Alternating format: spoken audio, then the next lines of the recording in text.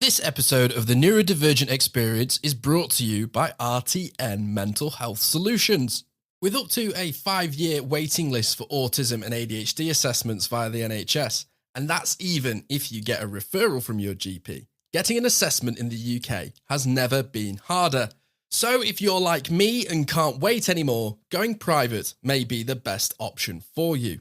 RTN offers online assessments for kids aged 6 right up to adults, with prices starting at £900. To make it more accessible, RTN can offer payment plans up to 5 months. You can access their remote services from the comfort of your home anywhere in the UK, and RTN offers group and one-to-one counselling, a private route to access ADHD medication following the assessment, and will even fight for you if your GP doesn't accept the results. So if you live in the UK and can't wait to get an assessment, go to www.rtnmentalhealthsolutions.com and use the discount code RTN23, making it even more affordable for all of our listeners to get an autism and ADHD assessment.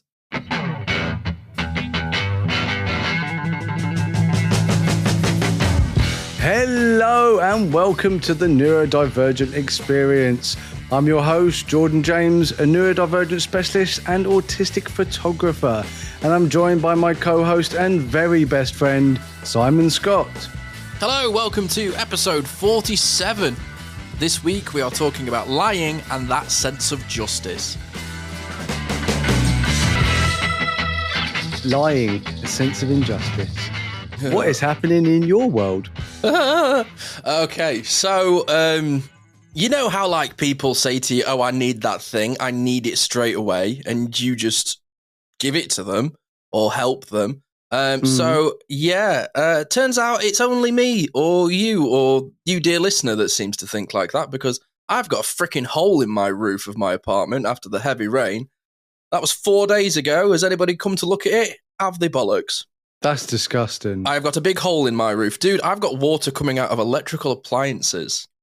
Dude, that's scary. And ain't nobody come and checked it yet. I rang them yesterday, rang them again, and then I was added to an email chain. And do you know what? I'm trying to be a witness to it, but it's freaking hard when you've got water coming through your roof. Well, no, that's not a witness. You're involved in that. Yeah, exactly. Right. But I'm seeing all this email chain from the agent, and bless her, she's trying really hard. But this building manager or whatever is just like, yeah, I can't get to that until whenever. And I'm like, it's going to rain soon again. And honestly, mate, Karis and I were up. I can't remember if it was Saturday night or Sunday night. It's all a blur. Saturday night, so like Saturday night, Sunday morning, every half an hour, dude, we were having to empty a huge cooking pot of water. I bet I've thrown 20 pints of rainwater down my sink. I'm sure that if you get like damage to any of your stuff, you can sue them for that. Oh yeah, absolutely. But it's just the guys. I've got a hole in my roof. Like, yeah. I am paying you a a very silly amount of money in rent to deal with these things. And do you know what, dude? That stain on my roof has gotten bigger and bigger and bigger throughout the year. And every time I've ever had contact with anybody, I've gone, you should probably check that. That's going to cost you a bit of wedge. Dude, they're going to have to completely rip the roof out and start again. I've got a hole in one side and then 4 meters on the other side of my living room. I've had water coming out of a light. And it's just like, when you're ready, boys and girls. When you're ready, boys and girls. Oh yeah, if anybody from my agency is listening, surprise! I'm putting my notice in soon because I'm getting my keys hopefully in the next couple of weeks. So yeah, I bet you can't wait, man. You can to bugger off, show up your ass, basically. Yeah. And that is just the difficulty of it. Is I'm sat in it going, this is pretty freaking urgent, boys and girls. Like, come on, get on with it. And everyone just seems to be like, well, I'll do it on the night. Great. Yeah, if it was their house, it'd already be done by now. That's what annoys me. That is and I'm kind of sat here, and we were in the living room just a moment ago, and I was making a coffee, and I heard the drip again. I looked at Karis, and Karis looked at me, and we were both just like shaking and screaming. We're like, oh God, I'm gonna kill somebody in a minute, and that is the sense of justice. I've really annoyed because if it was me if I owned a flat and somebody lived in it, it'd be fixed. Oh God, yeah. Like same here. I would hate people to just dislike my service. Like I would hate to not do a good job at something and know that I'm taking money, but no one's doing a good job. Like, yeah, I feel a bit ripped off. Yeah, it's kind of how it feels. Like that's why I brought this up last week about complaining in restaurants. I will complain in a restaurant because if I order, I know, cheddar cheese on chips and I get blue cheese on curly fries, and I'm like, that isn't the thing that I wanted. So yeah, go and change it. So I mean, my sense of justice is strong. Oh, it's strong in this one. Oh, the force is strong. Yeah. The force is strong. I have got myself into a lot of trouble. All my life. This is all my life, and I have upset a lot of people. But I've only upset people because their sense of justice is whatever they can get away with. Like that's their morality is I'll do the least I can. And then when somebody like Jordan comes along and points it out, I'm going to get angry at him because he's right and he's made me feel bad because I know he's right. So I'm going to take it out on him, not themselves, not do a better job, but it's his fault because he pointed out the thing that I'm really bad at or that I'm doing wrong or that is going wrong and no one's doing anything about it. I'm the problem. No, I'm not the problem. They're the problem. I'm the solution if you listen. If you listen to people like us, you will have a better job. And I'll tell you a perfect example. So we're in a restaurant and we order dessert. The dessert is £7.50. Oh, I remember you telling me this. If you're out there and you think that's a lot or you think that's a little, I don't really care. To me, that's a lot of money for one dessert, okay? But I'm like, we're out. Everyone's having dessert. I will have the dessert. First of all, they come to me and they say, we don't have the dessert you wanted. So I said, okay. The other people, they already had their dessert. Oh, dear. So I'm like, okay. So I just went, okay, I'll just have this cake. Thinking £7.50, I'll get a big old slice of cake with some nice ice cream. A wedge. Dude, for £7.50, I want half a cake, but I'm not going to get it. Because I do that thing where I like go, in a supermarket it'd cost. I could get a whole cake. That's what I do. I go, I just think for £7.50 for a wedge of cake, think of what I could get, like some ice cream, some chocolate, and I just think what could I get if I just went home? That expectation kicks in, yeah. Yeah, I'm out, and I went, I'll have some of the cake, right? This slice of cake was so thin, I swear I could see light through it. Wouldn't open a door. I'm not exaggerating because the fact is that I don't like to make a fuss. But when someone gives me a piece of cake like that, I'm like, you are just taking the piss out of me now. So I had this sense of justice of this is the thinnest slice of cake I've ever seen. So I complained about it and I'm going to complain about it. And all the people who I'm eating with, they're like, I'm like, well, then you give me your dessert. And then you eat this cake and you pay £7.50 for what I would consider to be a wedge of a wedge of a wedge of cake. So, yeah, I mean, my sense of justice can upset others.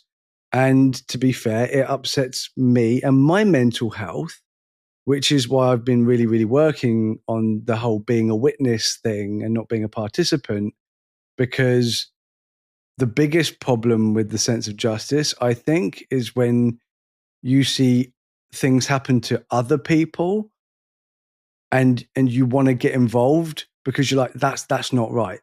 Yeah. And depending on what it is, you can or can't get involved. But it definitely affects my mental health. So the biggest problem I have, and I think a lot of people have this, is driving. Oh, yeah.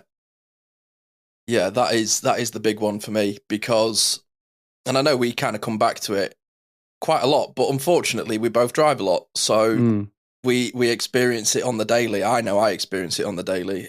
I have driven up and down this country. During COVID, I used to do a hell of a lot of driving for work because I lived in Manchester and had to commute to London 2-3 times a week. And when you're on the road that much, you see a lot of people. And you can, it's like the poker face thing. You can really learn a lot about a human being by how they drive. Like, incredibly inconsiderate, or the amount of people that I see drive really dangerously. And you could almost feel the energy coming off of the driving style of going, I'm late, you're all in my way, it's all your fault. Like, no, it's not my fault you left the house late. I was like, and trust me, I get it. I do it a lot. But I then don't drive like a loony. If I'm late, I'm late. I don't just go, right, it's a 30, I'm going to do a 50 because I need to get to work, which it's the selfishness. A lot of people seem to do, yeah. It's the selfishness of everything revolves around me, therefore other drivers are just an inconvenience. Oh, never drive in London then, Jesus No, Christ. I used to hate driving in London. Oh, man, it took years off my life. Took years off my life driving through London, especially on a Saturday that's why night. I just avoid London. I'll never drive to London because it's awful and I hate getting the train in general. So yeah, London's not a place that I will go often, despite the fact that I only actually live 45 minutes away from it. And people are like, oh, if I live 45 minutes from London, I'd be there all the time. Good for you. Then you can go there. Enjoy. And I'd much rather go into a woods or up a hill or climbing a mountain or looking at a lake than looking at concrete and then just angry people pushing each other on an escalator, which is essentially what I have to deal with in London. It's disgusting. But again, that comes down to, a lot of the sense of justice. So I will get really upset. Like if I see, a bunch of kids, on their phones playing loud music, not giving up their seats for elderly or disabled people, that makes me angry. And it doesn't involve me. That I don't need their seat. Like they have I have no right to their seat. But maybe I like their music. But it's that sense of justice but other people don't. Other people do need that seat. And it's like people who park in disabled bays when they're not disabled. And I want to scratch their car so bad. Dude, I have the amount of times I have talked myself down. I had it the other week, right? Where I work, there are bays where people that work or live in these buildings, because one of the bars that I'm working in is a residential bar, and I need to park my car to go to work. There are all these bays that fit 3 cars. There's one dude, right, who has a Merc, and he will park it in a way where nobody else can park in these bays. Oh, there was a day the other week, dude. I genuinely had to talk myself down from just scratching the C word into his car with a key. I was gone.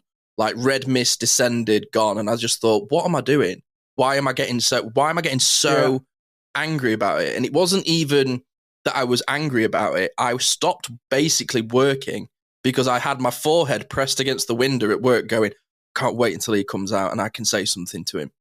And I was like, what am I doing? Why am I doing this? Why am I getting so worked up about this random... I've never seen him get in the car. I've never seen him get out of the car. Every time I see the ticket lady walk around, I'm like, get him. But it's just like, it's nothing to do with me. Good question. I just assume that it's a big sexism, but the opposite way around. I get it. Someone parks like a dick. That's a bloke. Dude, I've seen plenty of women park like dicks. Yeah, but it's just when I'm in Manchester, every time I have a big Merc fly up my ass, it is a dude with a vape in one hand. Yeah. And it's just the association. That's just kind of, I don't know. I don't know who it is, but they park like an ass. We have spoken a lot about driving, so I think we're going to leave it there when it comes to driving, because I think there is plenty of we could keep going and going and going and going. We could do like a 5-hour episode about how bad driving is. It does trigger me very much so. Huge trigger for me. So let's not talk about that. Let's talk about the different type of sense of justice. I have a massive issue with lying. Okay. Now, a lot of autists, like there's this ridiculous myth about autistic people that they can't lie. Somehow we're like Data from Star Trek, and none of us can actually lie, or like a Vulcan or something. And what's masking then? And I'm well, just Elon Musk in general, just lying through his teeth every 5 seconds. Okay, so at the end of the day, yes, autistic people can lie. Reveal. Spoiler alert. We're giving away the secrets here. I've lied loads of freaking times. I lied to my kids as they were growing up. It's called lying to kids. I mean, we do it with Father Christmas. We do it with the Easter Bunny. Spoiler alert. Fairy. Sorry, just put that on there. Yeah, you might want to put that at the beginning of the episode. Yeah. Don't listen to this if you're under 8, and if you're over 8 and you still believe in Father Christmas. Okay, that's fine. Age is not a thing. But I just thought 8 was about right. But yeah, just in general, we're just lying to our kids, and it's not deliberate, it's not malicious, but it's still not good.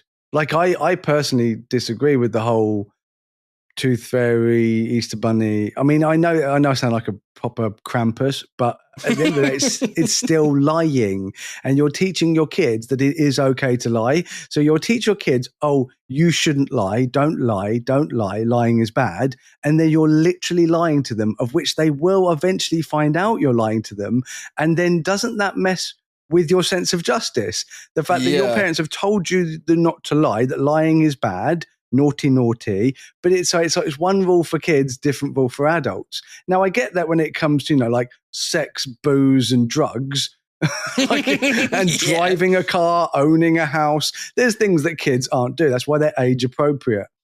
When it comes to like movies and games and things like that, so for sure, people don't really care about games. 18 no, and not 13-year-old play it, but anyway, but basically, I just think lying is just bad in general, and I think it starts bad. Now, obviously, I did it with my kids, and I'm not saying that that's bad parenting. That's not what I'm saying.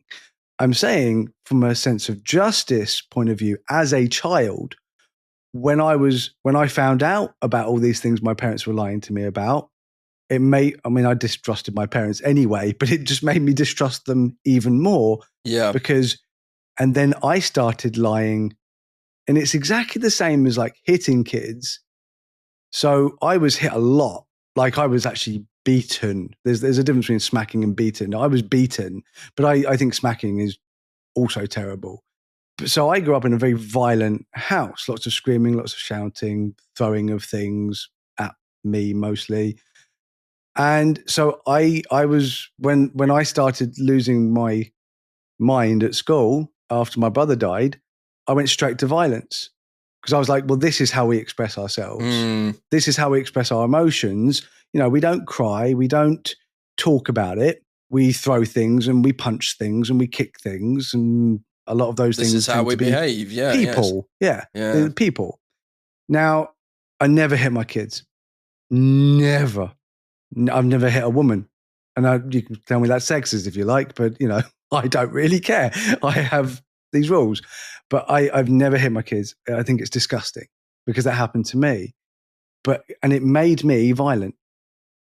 Yeah, so, it's like a learned behavior. It's because I totally agree with what you were saying with this like sense of justice thing with like lying, because there have been a lot of times in my life, it's like do as I say, not as I do. Yeah, it's such it brings me so much rage. And we were talking about the mailbag, that question about, with your parents. A lot of the time when I've had arguments with my parents, it's been my sense of justice going, well, hold on a minute. Well, you told me not to do that.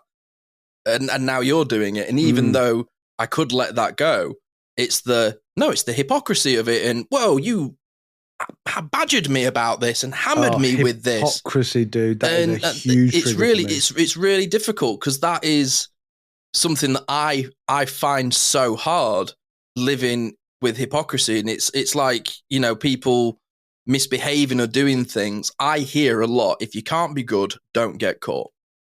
I hear it a lot in life. Ew. And yeah. You see a lot of people misbehaving and doing dumb things. It's like when you work behind a bar 20 hours a week, dude, you see the world and you see how people really want to behave but can't. And the lies they tell themselves. And it's that thing like you were saying with like, lying to a kid rather than living in the difficult emotion. We'd rather just lie to them. And to be honest, I feel like I would learn more from being told the truth and learning that emotion early on than lying, because then I got older and I couldn't cope with it. It's like, oh, I didn't think that this is what happened. And because I trust people so blindly, it's not a case of like, because I can lie and I have lied. But when people lie to me, I can't tell sometimes. And I really do trust people blind. Well, I used to trust people blindly. And then when people are being hypocritical, suddenly I go, oh, I don't know what is the truth anymore. And I just feel confused. And then I just don't feel like I want to talk to people. And I actually get quite reclusive because I'm like, I don't know if you're BSing me or not. And I'd rather not know. So I'm just going to walk away. Do you ever get like confused with sarcasm? Like, yeah, sometimes. Sort of miss the point of sarcasm and think that someone is just lying to you. The bit that I hate, right, is when people do this thing where they pretend to be angry with you as a joke. Like I have like a very old. Like that's a lie. Yeah, I have a very old concierge, and I will go down with the posting and I go, no, not now. Oh, I can't be arsed with you now. And I'm like, oh, why not? Why are you talking to people like that? And he goes, oh, I'm only joking. I go, well, I'm not. Let's have a scrap. Yeah, see, that's where I end up. That's where I end up. That's someone pretending for an alleged joke that only they will find funny. Yeah. Which to me is a lie. Like acting is a lie. You are pretending to be someone else. That's a lie. We actually learn to lie to survive because we camouflage within society. We mask ourselves, which is a lie because we're lying to ourselves, our true selves, and we're lying to others about who we really are. But it's lying for survival. Now, to me, like I will lie by being nice to certain people that I absolutely can't stand. And I feel like people say, oh, that's being democratic, or that's being a good manager, or that's being a good person, or it's also that's being disingenuous. But that's being disingenuous. Yeah. Absolutely. And I personally feel like that's lying, but I have to do it. But the whole thing of like buttering people up, that I find that's a step too far. I don't butter people up. Because everybody that knows me, and you know this as one of my best friends in the whole world, you will know this, is that if I say something nice about you, you know I actually mean it. Because if I have something not nice, I will delicately, because I'm a lot better. I used to be really blunt, but sometimes I still am, but I try harder not to be. But I will tell you. And that's how every single person that I've come across that likes me is because I'm trustworthy. That's like one of the number one things people will say, that they just trust me because I don't ball poop. I don't do that. Look at me being all good with my words. I get so sick of ball poop, and it's my new favorite word. Feels good in the mouth, doesn't it? Yeah. But I really hate people just not being genuine. I really it winds me up, because if I'm upset with someone and I keep that in, it's just going to fester. Yeah, totally. I lost a lot of friendships by not feeling like I can be honest with people. A lot. Yeah, exactly. But then the flip side to it is that I don't have a lot of people that like me. And I know this, like, there'll people be out there going, yeah, that makes sense. Or there'll people be out there going, oh, I'll be your friend. No, you won't. No one listening will be my friend. But I do love you all. But no, I've already had people try and be my friend through Facebook. Complicated. Yeah. Nah. Yeah, but, yeah, it's very complicated. But that's why, people dislike me for the same reason as people like me, like Marmite, I guess. Yeah. But at least I know within myself that the people that do like me actually like me. Oh yeah, totally. It's genuine. Because like there's so many times where like I have come really unglued with that. But just thinking, there was one particular time I had my freaking MD in the radio station say to me, "Oh, what did you think of this show?" Expecting me to blow smoke up his ass, and I just went, "Do you want me to tell you what I think, or do you want me to tell you what you want to hear?" And he went, "Oh no, tell me what you think." And I wish he'd not asked me that. No. And I essentially gave him a SWOT report of this show, and he took the notes and improved the show based on the notes, but he wasn't very happy with the fact that I gave him the notes. So he implemented them and used them and did improve the show, but he didn't like how I did it. He asked me a question, I gave him my honest answer, and I was like, "Oh, you didn't want me to be honest? Then why ask me?" And I ended up talking to a guy who was a really good friend of mine and a bit of a confidant, and he went, yeah, you fell for that. You fell into a bit of a trap there. And I went, then why set a trap in the first place? If you pay me to improve things, that's what I'm here for. That's what I'm good at. I'm here to improve your show. Then if you ask me if you don't want my opinion, why even ask for it? Like, if you just want your own opinion, then don't ask. Oh, I've just got in this like tangle of just being like, so you don't want the truth, but you want the truth. You want me to help, but you don't want me to help in a way that bruises your ego. Which is another way that they're disingenuous. Another way they're lying, because they're lying to themselves, and they're lying to you. Yeah, totally. Because, it's kind of like people that fish for compliments. I really, really hate fishing for compliments. Not for me. I just hate it in general. It makes me cringe. Yeah. Oh, big time. And the fact is, it absolutely has tricked me so many times, because somebody is fishing for a compliment. So they'll say something negative about themselves, and I agree with them. And then I just go, no, your hair looks really bad. Like, maybe wash it more regularly. And they'll be like, oh God, what? That's the worst thing you could say to somebody fishing for a compliment. What? They'll be like, that's so rude. I'm like, but you just said your hair is what's happening? And I get super, I mean, I don't now, like now my camouflaging, this is what I love about I literally am a chameleon, because I can camouflage when I need to and then reveal my real self when I don't. And I actually, do you know what it feels like, dude? The power of camouflage within a neurotypical world kind of feels like an actual superpower. Now, not the autism as a superpower thing, is this camouflage and this ability that I have honed through many, many, many years of trauma. I have honed this ability of being able to control this superpower in the same way as like Jane Grey in the X-Men, or Rogue. When they first had these superpowers, they would get it. It would ruin their life. They would get it wrong, and it would affect their mental health. And they had an awful time with their superpowers, but with the help of Professor X, they were able to hone them into something positive. So that's how I look at my ability to camouflage within a neurotypical society, is that I can use it as a positive. And this is life in general of this.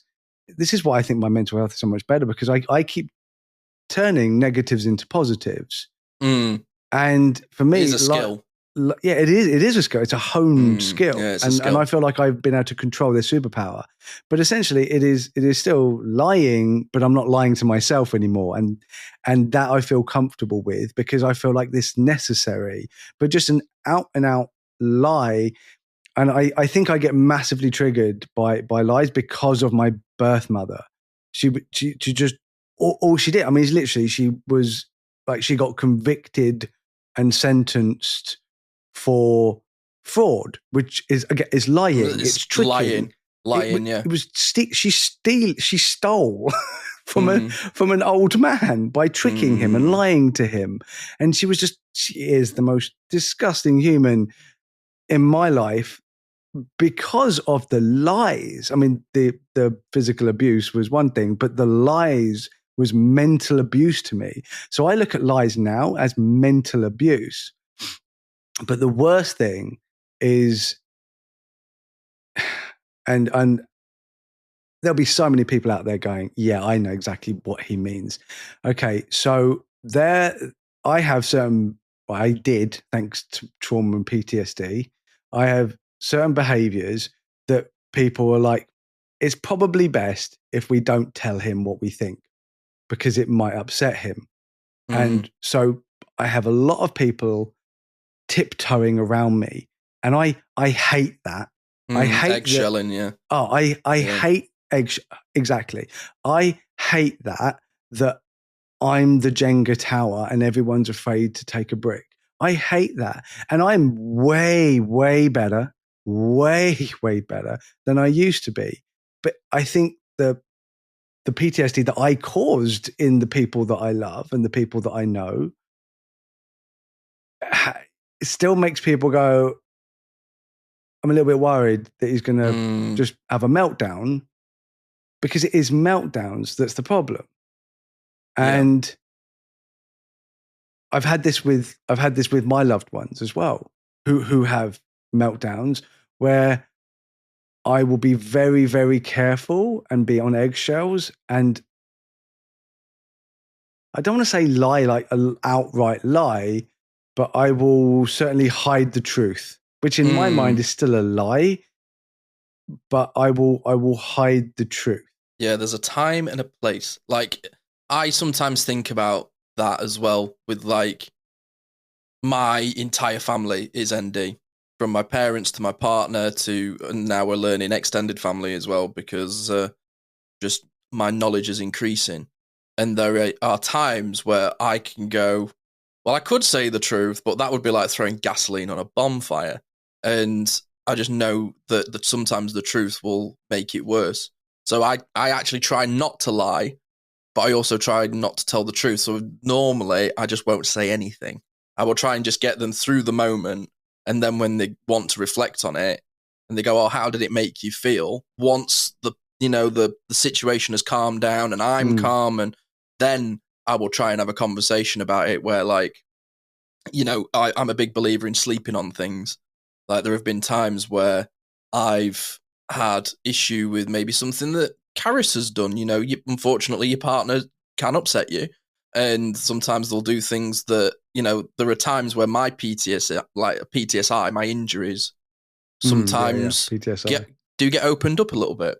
And if I've not told Karis what that injury is, and then she kind of opens it a little bit by something she said or something she's done, I don't blame her for that, because she's not aware of it, because I've not been comfortable enough telling her my truth about it, because I feel like sometimes talking about my, PTSI makes it feel like it's still happening. And I suppose that's the eidetic brain, I guess. But I have this sort of like complexity where I'm like, oh, that thing's upset me. But at no point have I told you that it upsets me, because it'll upset me. And then I almost like get in this loop where I'm like, oh, I don't want to say anything because it's going to cause an argument. And then an argument's worse than how I feel. And I catastrophize things and make them way bigger. And I've had to learn to be uncomfortable in the muck of kind of going, yeah, this upsets me. This is how it upsets me. Because if I don't talk about it, it's going to keep upsetting me and keep happening. And that's really difficult when, it's something that is a bit triggering and is a trauma response, and it happens in the moment. And for me, growing up in school or drama school or uni or whatever, and I've blown up and had a meltdown, and people go, oh, where has this come from? This isn't Simon. This isn't the Simon that I know. That's an unacceptable way to behave. And it's because I haven't known what's going on. I haven't been able to communicate what's going on. And people just go, oh, look at this.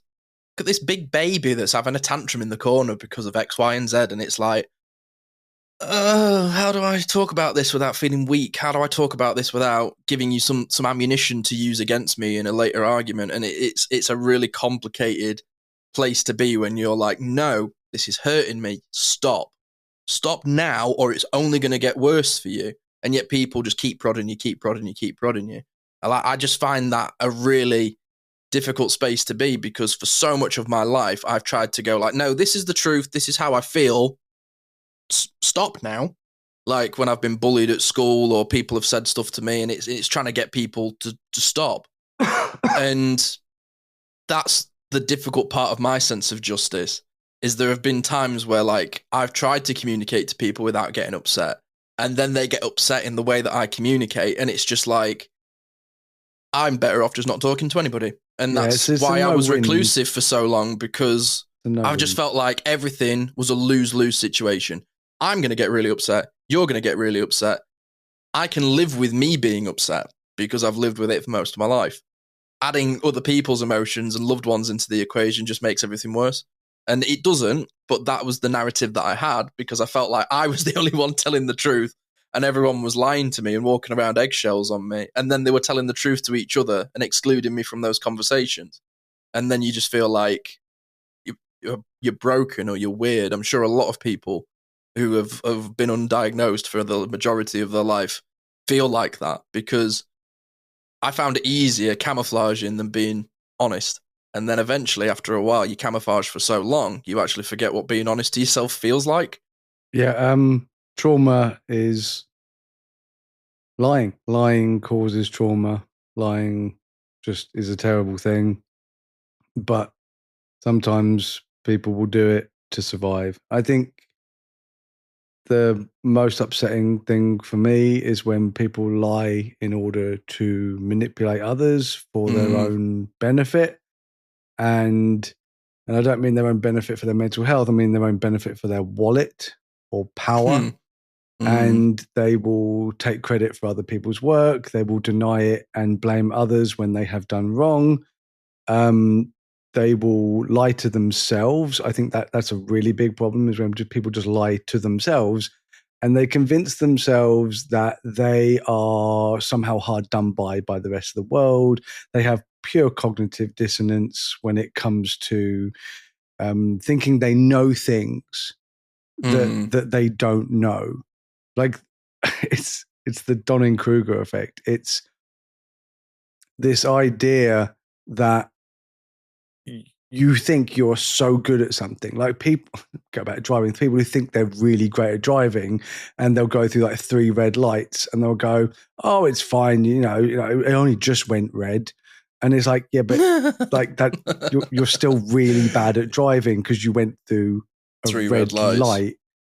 That's bad driving, but they'll convince themselves. So this is what a lot of people in my life who have upset me they'll convince themselves that they are right and that everyone else is wrong, despite the fact that 10 people can tell them exactly the same thing that's wrong with them. 10 people might not even know each other. It's not a conspiracy. No one's against you. They might all say, do you know what? This is a bit of a problem, this thing you do. And then that person, instead of listening, they will just go, everyone else is a problem. What I do is absolutely fine. I don't do that thing. Facing the truth's harder than just dealing with the consequences of your action. Yeah. And I don't know if it's been good or bad for my mental health, but I am about as self-aware of the things that I've done or the things that I do as anybody I've ever met. And in fact, it's something that people, apart from being honest, people will say, at least you're honest with yourself. I am honest with myself to a fault. And I think the only time I actually lie to myself is when I tell myself I'm really crap at something.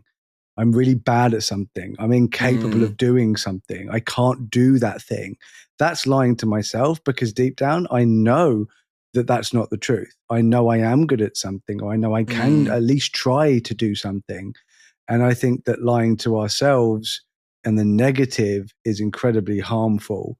But I think again, that's caused by other people affecting me. Like that wasn't totally something I was born with. That's something that's happened to me. But I think that the thing that affects us as a community of neurodivergent people the worst is when people will make up lies and falsehoods and misinformation about autism or about ADHD or about OCD, dyslexia, in order to push a narrative that suits their way of thinking or their wallet. You know, this whole snake oil salesman. Oh, yeah.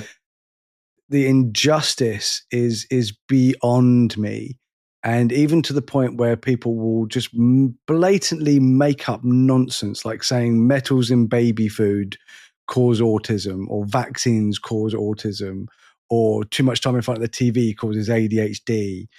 It's just pure garbage in order for people to be able to sell a book or do a talk or a program or drugs or God knows what people are trying to do. Programs like ABA. ABA is lying.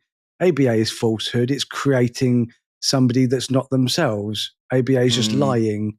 It's just forcing people to lie to themselves. It's forced masking is what it is. It's horrific. Like my whole camouflaging thing was done naturally. It naturally happened. It's a survival thing, yeah. Yeah, so it wasn't forced on me. And the one thing you've got to remember with neurodivergent people, especially us extreme demand avoidance people, forcing is bad.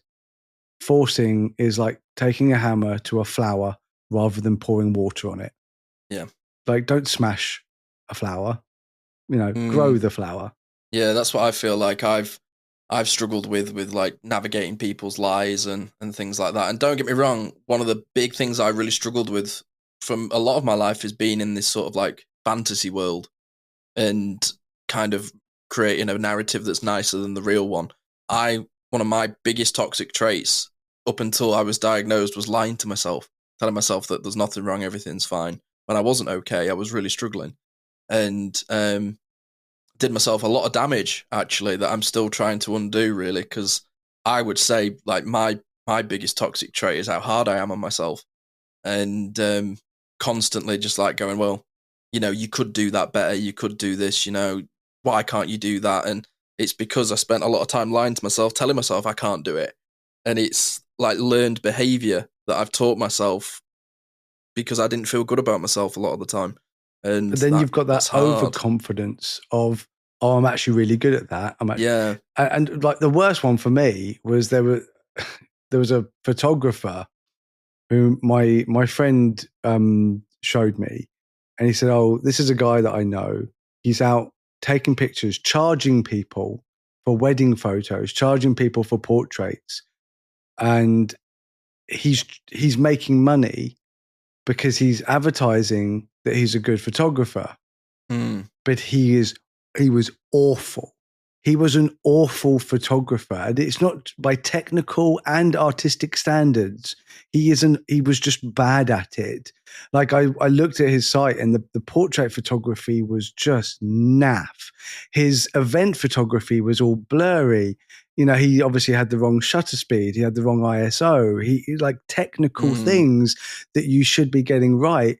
He was getting massively wrong. He was getting so much movement and blur, and there was no focus, and it was just bad. And he did wedding photos, and I went on his site and it had reviews, and every review was, "You've destroyed my wedding. You've ruined my wedding." Wow. And I'm like, this guy never even thought for 1 second, oh, do you know what? I have to be honest with myself. I'm not good at this. This is not my thing. And it's kind of like me going around telling people that I'm a surgeon and then like charging people for brain surgery and then basically killing them. The Catherine Tate lady, I can do that. Yeah. Do you remember her? Oh, God, She's like, yeah. oh, yeah, we need somebody who can speak 4 languages. She goes, I can do that. Gets in a room and it's just incredibly racist to everybody. It's just like, yeah. I mean, I mean, the sense of justice thing, Karis and I nearly had a really funny moment last night where we really nearly put our foot in it. We went to go and see Matthew Bourne's Swan Lake, which is like a contemporary version of Swan Lake. It's been going for 30 years. It was one of the longest running shows in Broadway history. Big show, big deal, big reputation. And all the way through the show, dude, we had the creative team sat behind us, ripping paper, making notes. Oh, Swan 6's crotch is a little baggy, and oh, why aren't they smiling? And Karis and I were both sat there like, I've got a note for you guys. Why don't you shut the hell up? All I can hear is you talking all the way through this show, and I'm there going, you're not the freaking director. Like, shut your mouth, man. You're talking all the way through the show. Yes, I would tell them people to shut up. You wouldn't even have, like, you're making notes. You don't even have the respect for people that are watching your show. And lo and behold, Caris and I turned around when the show finished, waiting to say something, and it was the actual director of the show, the Matthew Bourne. And both Caris and I just went, oops. No, we're like, right, oops. but that genuinely, we both just went, we could have really have had a really awkward interaction there. No. I'd have told him to shut up. I'd be like, I don't care if you made this program. Why are you ruining it for the audience? So no, money back, literally just talked. They just all talked through the show. Yeah, that's disgusting. It was really odd, odd situation to be in. That's arrogant. So that was my thing. Is my sense of justice was like, you know, you're there nitpicking your own show, trying to improve it for the audience, but you're actually ruining it for the audience because you're talking through your own show. Like a thing called a dress rehearsal. Oh yeah, this show's been running 30 years. And he's still nitpicking while it's, what a dick. So we were kind of, this is the creative world, dude, is they were like, oh, that's not right, the buttons aren't right on that. And basically nitpicking their show to try and make it perfect for the audience. But the irony in that situation is that they stopped making the show perfect for Caris and I because they kept talking all the way through it. Now, it's a simple solution. It's called record it and then nitpick while watching it back. Yeah. It's weird because obviously, because I've come from that space, I had the lie that I told myself of going, well, he's the director, it's his show, he can do what he wants. And that's the lie that you get told. You're the audience, you paid the money, you deserve to enjoy the show. It was really awkward at the end though, because Caris just went, I think that was the Matthew Bourne. We're both just like, we could have had a really awkward conversation. Turn around, but nothing to me. I wouldn't care less. If I was watching Jurassic Park and Steven Spielberg is behind me, like annoying on his phone, like throwing popcorn at people, I'd have turned around and just went mental at him. He'd be like, "Where's my film?" I went, "No, it's our film. It's everyone's film because we're all watching it. So shut up, Steven Spielberg." So that was a fun little sense of justice kicked in. And we were both just sat there, and Caris was like, "I've got a note for you. Why don't you shut the F up?" Literally as soon as they got up and walked off. Well, I am fresh out of spoons. I'm going to go and enjoy nature. So, how about my quote of the week?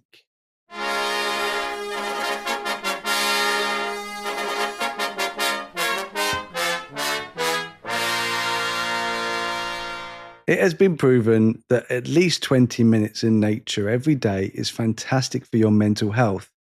And my suggestion is don't forget to take some pictures because then you get to play around with them on your phone and you don't need a professional camera to do it. Enjoy your life and be happy. Yeah, that's a very nice positive way to end. Thank you very much for that. I'm actually going to go out in nature a little bit because I'm getting my hair cut. So I might take a nice long lap of the marina. Well, I'm going into a wood.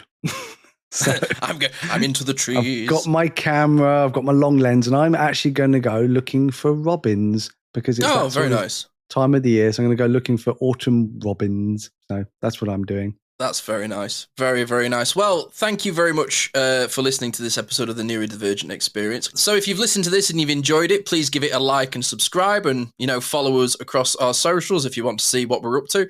That's Jordan James on Facebook and the Neurodivergent Pod absolutely everywhere else. Yep. So thanks for listening to our honest podcast because honesty is our policy. Yeah. And rate and review. Is. Be honest with us. That would be good. Yeah, why not? Be honest with us. Yeah, how can we improve? I mean, I won't listen. I don't care.